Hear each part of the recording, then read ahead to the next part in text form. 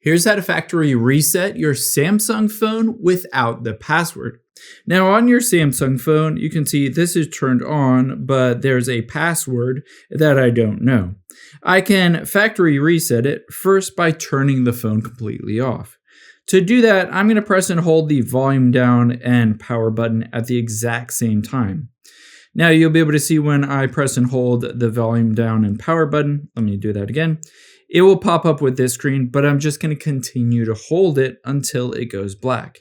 Now, as soon as your iPhone or Android phone screen goes black, you're going to press and hold the volume up and side button at the exact same time to start it in recovery mode instead. So you'll be able to see Samsung pops up and it will boot up in recovery mode.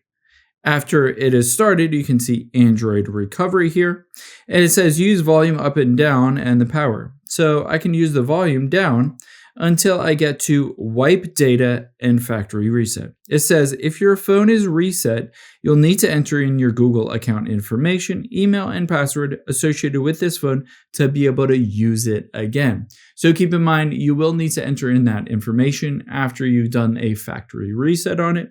But just tap on the power button here to select it, and it will bring it back to as if you just bought it.